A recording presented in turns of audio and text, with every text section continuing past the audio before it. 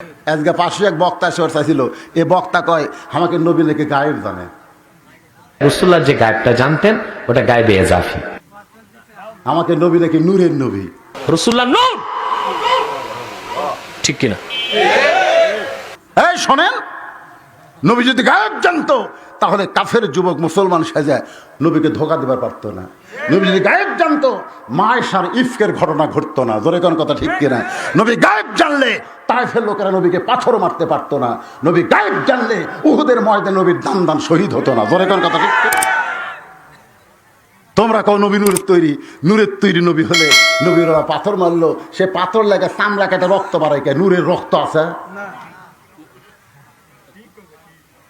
ফাজিল ফক্রগুলো চলতেছে। দাওয়াতে তাবলীগকে এমন লোক জায়গার সাথে তুলনা করে, ধরে কোন কথা ঠিক করে? আপনি জানেন এই তাবলীগের মাধ্যমে গোটা বিশ্বে মুসলমানের কত দূরে এগিয়ে গেছে, জানতে হবে তো।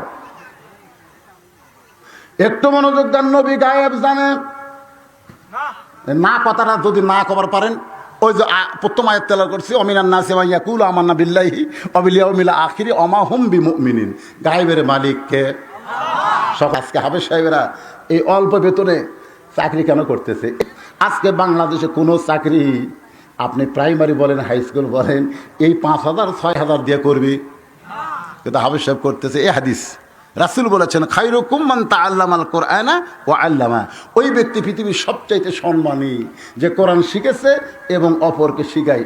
সবচাইতে দামি না, সবচাইতে কথা কয় না খান দামি না রে। দামি হলো এমপি, দামি হলো মন্ত্রী, দামি হলো উপজেলা চেয়ারম্যান, দামি হলো প্রাইমারি হেডমাস্টার, দামি হলো ইঞ্জিনিয়ার ব্যারিস্টার, কিন্তু হাফেজ সাহেব দামি না রে। হাফেজ সাহেব হলো সম্মানী। আপনার বলবেন সম্মান আর দামের মধ্যে কম বেশি কি?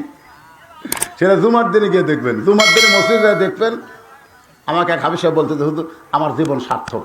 আমি গেলাম কেন? বলে আজকে জুমার দিনে এমপি আমার পাশে নামাজ পড়লো।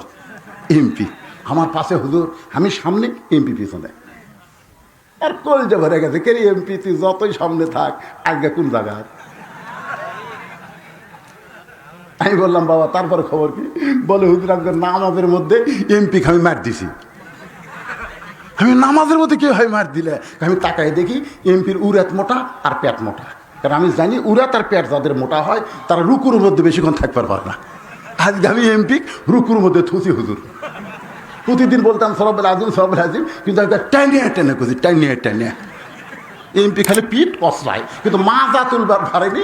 কারণ আল্লাহ বলতে যতই পিঠ কষলা মাজা তুলবার পারবি না যতক্ষণ হাফেজ না তুলবি। জোরে কোন কথা ঠিক?